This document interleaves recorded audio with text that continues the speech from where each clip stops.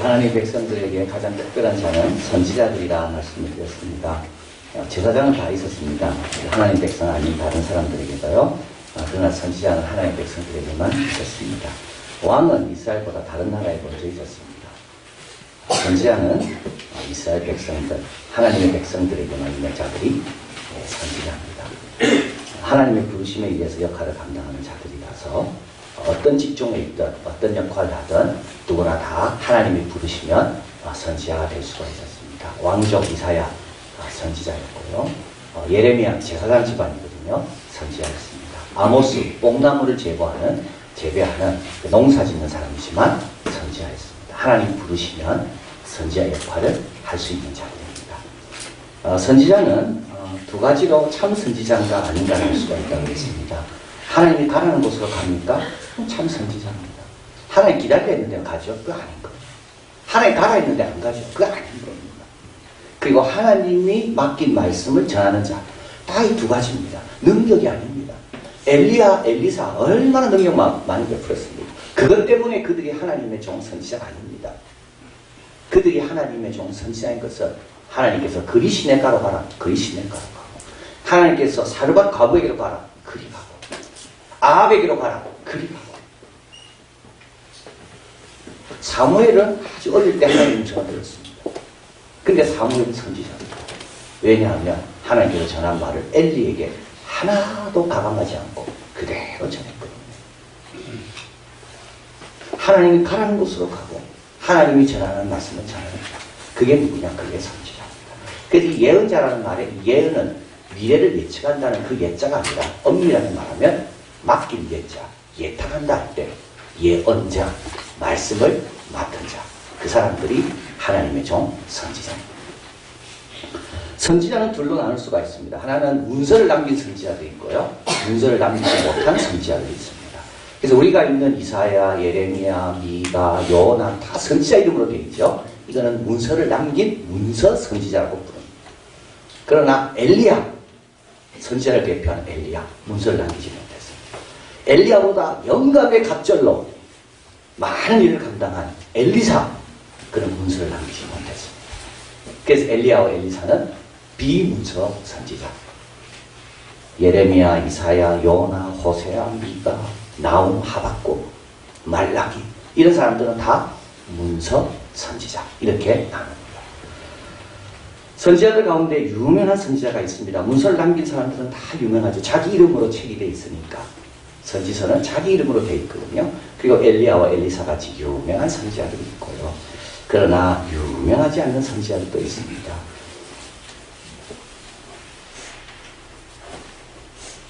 여로보암에게, 그러니까 북쪽이 첫 번째 왕입니다. 왕이 되어서 알려준 실로 사람 아이야, 잘 모르죠. 또 남쪽 르호보암에게 북이스라엘을 치러가려고 가지마라고 알려준 스마야, 아비야 왕 곁에서 지켜본 이또, 아사가 하나님이 의지하지 않음을 지적하는 하나님, 여호사밧이 북쪽에 있는 아합과 연합한 것에 대해서 책망한 예후, 그리고 그 후에 하나님 말씀을 또 전한 엘리에셀. 우리 잘 모릅니다. 근데 이 분들이 다 하나님이 보낸 선지자들이었어요. 선지자 가운데 첫 번째 죽은 사람은 우리야입니다. 우리는 잘 모르죠. 여호와 때 하나님 말씀을 전하고 그 다음에 그를 죽이려고 해서 애국으로 갔지만 여호와기는 애국까지 사람을 보내서 잡아와서 죽임을 당한 사람이 우리야입니다. 이런 선지자가 잘 모릅니다. 그런데 이렇게 이름은 나오지만 유명하지 않은 선지자가 있는가 하면 아예 이름도 안 나온 선지자도 있습니다. 열왕기상 13장 1절 때 하나님의 사람이 이름은 안 나오죠. 대하 24장 19절 그러나 여호와께서 선지자들을 저에게 보내서 이름이 안 나옵니다. 역대하 25장 7절 어떤 하나님의 사람이 25장 15, 16절 한 선지자를 보내십니다. 그래서 오늘 본문에 보면 우리 25장 4절에 여호와께서 그 모든 종 선지자를 너희에게 보내시되 부지런히 보냈다. 이 부지런히 보낸 사람은 우리가 알고 있는 그런 유명한 선지자만 있는 게 아니고요. 한번 이름만 나온 선지자도 있고 이름도 없는 선지자도 있다. 하나님께서 부지런히 보내시는 선지자. 이런 이름도 없고 또는 별로 유명하지 않는 선지자를 볼 때 떠오르는 사람이 있습니다. 권서라는 사람들입니다. 1804년 영국 성공회가 생겨난 이후에 성경을 좀 퍼뜨려야 되겠는데 어떻게 퍼뜨리면 좋을까? 그래서 이 북셀러라는 이 매서인이라는 사람들을 고용해서 이 사람들에게 소정의 월급을 주고 성경을 상간벽지에 퍼뜨리게 하는 그런 권서라는 사람들이 생겨나게 되었습니다. 이 선교사들이 가서 성경을 팔면 너무 어색하기 때문에 그 현지인들 가운데 아주 충성스러운 사람을 고용해서 그들에게 책을 맡기는 겁니다. 그런데 한국 같은 경우에는 이 권서들이 너무나 열심히 했어요.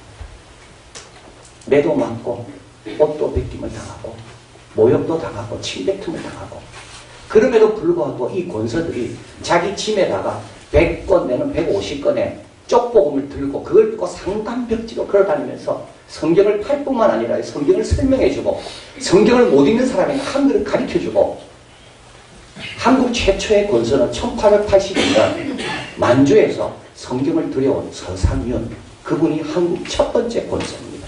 그분으로부터 시작해서 권서들이 우후죽순으로 생기게 되고 미국 선교회, 영국 선교회 이런 선교회에서 이분들과 계약을 해서 이분들에게 성경을 맡기면 이분들은 성경을 들고 상간벽지로 가는 겁니다.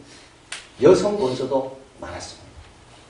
한때 한국에 제일 많았을 때는 권서들이 250명까지 됐습니다. 여성들은 부엌까지 들어가서 성경을 설명하고 성경을 팔고 한글을 모르는 여성에게 한글을 가르치고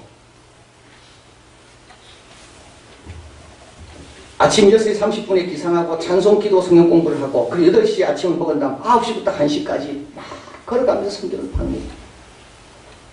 그리고 점심을 먹고 오후 1시부터 다시 6시까지 성경을 팝니다. 그리고 돌아와서는 몇 권을 팔았고 돈을 얼마를 받았고 이걸 다 참고해요. 그래서 성서공회에 가보면 이분들이 성경을 판 횟수하고 이렇게 권수하고 돈을 얼마 올렸고 이게 기록으로 다 나와 있습니다.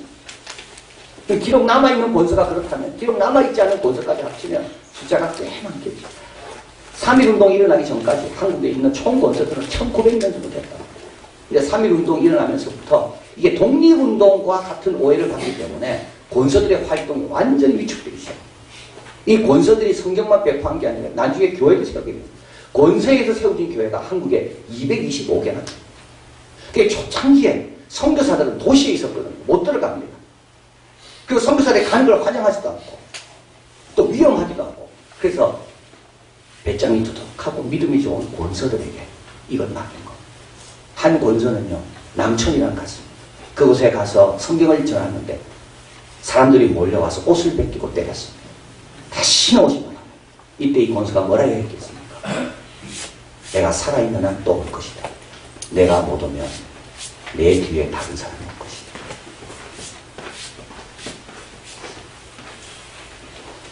하나님이 가라는 곳으로 가고 하나님이 전하는 것을 전한 사람들. 우리는 모르지만 너무나도 많이 있습니다.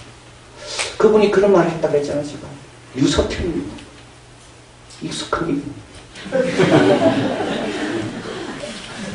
내가 안 오면 다른 사람이 올 거다. 나는 살아있는 한 또 올 것이고 내가 못 오면 뒤에 다른 사람이 기다리고 있다. 그 사람이 누굴까? 우리 아닙니까? 선지자들은 이런 사람들입니다. 이름도 없이 빛도 없이 주님이 가라 하면 가는 겁니다. 어떤 사람은 이름을 남기는 책을 적기도 했지만 어떤 사람은 아무것도 남기지 못하고 그저 한 선지자, 하나님의 한 사람.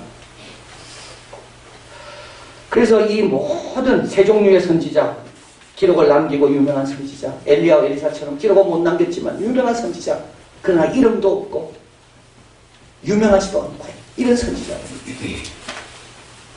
그런데 모든 선지자에게 공통적인 것이 딱 두 가지가 있습니다. 그 하나는 뭐냐 하면 하나는 고난입니다. 여러분 고난입니다. 예, 유명한 에레미야 고난 많이 받았습니다. 유명하다고 봐주는 게 아닙니다. 엘리야, 엘리사 고난 많이 받았습니다. 여러분 성경에서 유명하다는 거는요 왕같이 사는 게 아닙니다. 성경에서 유명하다는 사람도 동일하게 십자가를 지는 겁니다.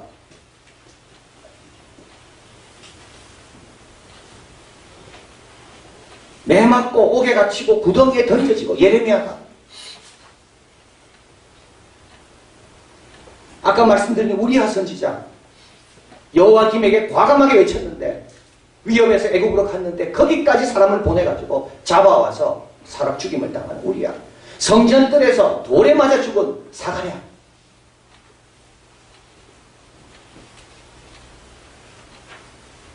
오늘 본문에서 너희 전에 있던 선지자들을 이같이 핍박하였는데 선지자 하면 떠오르는 게 뭡니까? 핍박받는 사람. 누가복음 11장 50절 창세기로 흘린 모든 선지자의 피. 야고보서 5장 10절 같이 읽겠습니다. 형제들아 주의 이름으로 말한 선지자들로 고난과 오래 참음의 돈을 삼으라. 고난과 오래 참음의 대명사는 뭡니까? 선지자들입니다. 왜 고난이 있을까요? 여러분 하나님 일을 하는데 왜 고난이 있을까요? 이게 정말 중요한 내용입니다. 이거를 이해를 못하면 하나님 일을 할 수가 없습니다.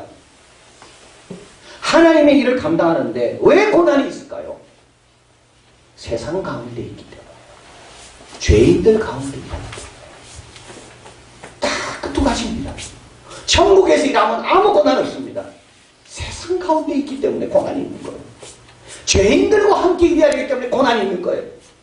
내가 고난 당하는 것은 아무리 선한 일을 해도 옳은 일을 해도 내가 고난 당하는 것은 우리가 죄인이기 때문에 고난 당하는 거예요. 이걸 당연히 여겨야 됩니다. 교회를 하다가 어려움 당하죠. 당연히 여기셔야 됩니다. 왜냐하면 나는 지금 이 일을 죄인들 가운데 하고 있거든요.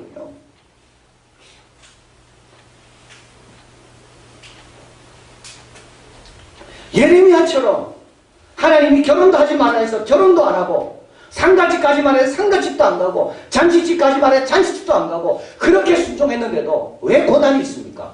그가 지금 어디에서 일합니까? 죄인들 가운데서 일하니까요. 이거를 여러분 이상하게 생각하지 마십시오. 여기서부터 자유로워져야지 우리가 교회생활과 신앙생활 제대로 하는 겁니다. 고난 안 받으려면요 가라는 곳 안 가면 됩니다.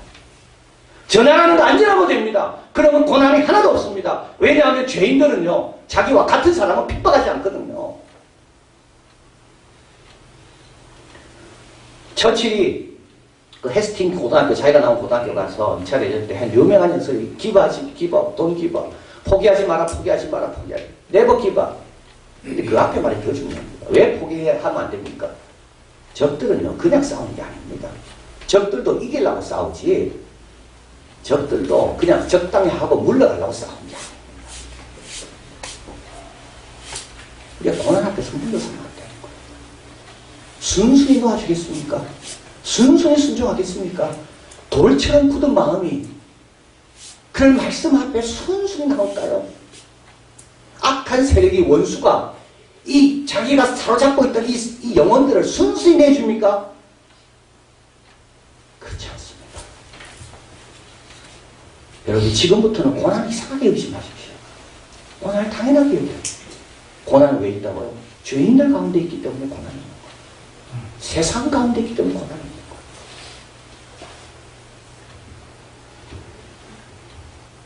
그러나 모든 선지자들이 고난만 당한 게 아닙니다.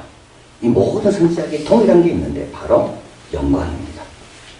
오늘 본문의 12절에 기뻐하고 즐거워하라. 하늘에서 너희 상이 크다.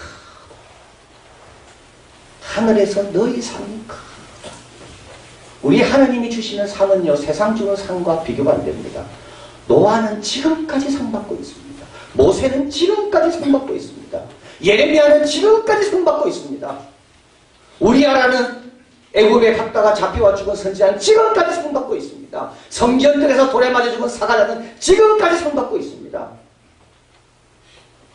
너희 상이 크다. 하늘에서 너희 상이 크다. 고린도후서 1장 7절 같이 읽어봅니다.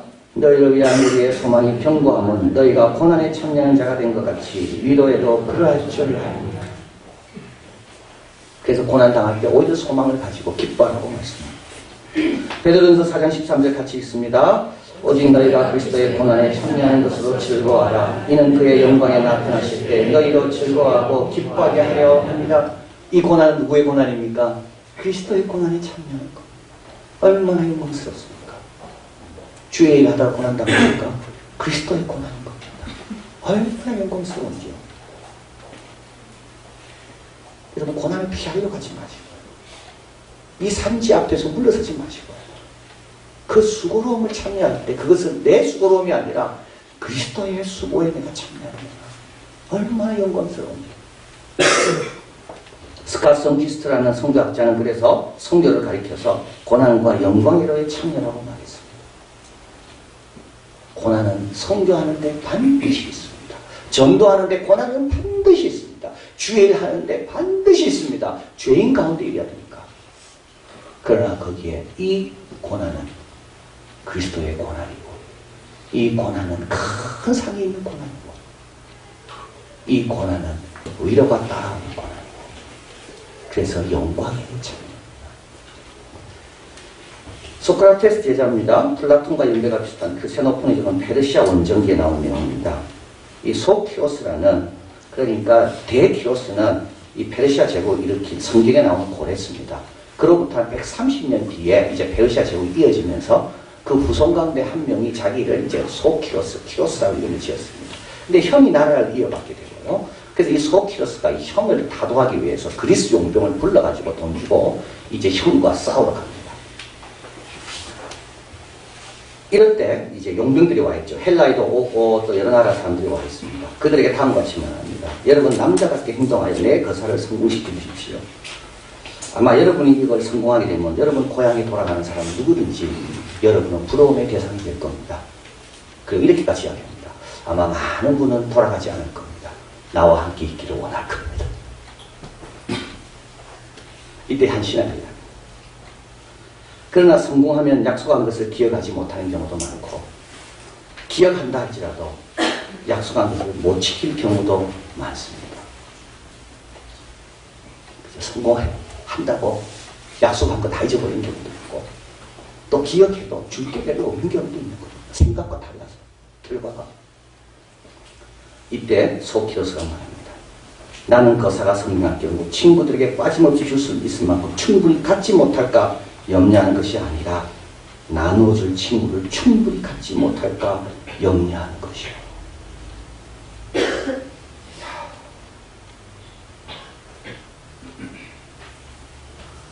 내가 충분히 갖지 못해서 나누지 못할까 염려하는 게 아니라 나는 충분히 가졌는데 이걸 나눠줄 친구들이 없을까봐 나는 염려한다. 근데 이 소키로스는 염려할 필요가 없습니다.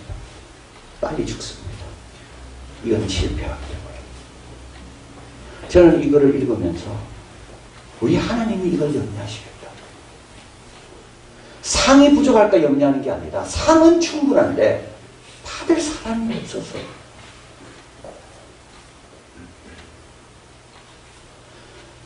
영광은 충분한데 그 영광 앞에 있는 고난 앞에 그걸 용기 있게 나서는 사람이 없어서 그 영광의 자리에 이를 자가 없을까봐 우리 하나님 염려하시겠구나. 요한계시록에 우리 예수님 말씀에 보라 내가 속히 오리니 내게 줄 상이 있어 각 사람에게 그의 원한 대로 갚아주리라. 우리 주님은 빨리 오고 싶습니다. 왜냐하면 우리에게 주신 상이 있기 때문에. 그런데 왔을 때 상 받을 사람이 없다면 상을 포장하고 상을 준비하고 상을 정성껏 싸고 있는데 막상 상을 수여하는 시간에 받을 사람이 없다면 여러분 오늘 불렀던 찬송 이런 일 다 할 수 있나 주가 물어보실 때 우리 대답은 뭡니까? 우리 대답은 뭡니까? 이런 일 할 수 있냐 주가 물어보실 때 우리 대답은 뭡니까? 권서들의 대답은 뭐였나요? 내가 갑니다. 여성들 권서들 내가 갑니다. 보따리를 쥐고 내가 갑니다. 추워도 내가 가고 비가 와도 내가 가고 아파도 내가 가고 내 이름이 안 적힌다 할지라도 내가 가고 이런 일 다 할 수 있나 물어볼 때 선지자들은 뭐라 답했습니까? 엘리야와 엘리사뿐만 아니라 이름 없는 무리의 선지자들도 내가 갑니다. 내가 여기 있습니다. 나를 보내소서. 사도 바울은 디모데후서 1장 7절 8절에 말씀합니다. 같이 읽겠습니다. 우리 하나님이 우리에게 주신 것은 두려워하는 마음이 아니요 오직 능력과 사랑과 근신하는 마음이니 하나님의 능력을 쫓아 복음과 함께 고난을 받으라. 하나님 우리에게 주신 거는 염려와 두려움이 아닙니다.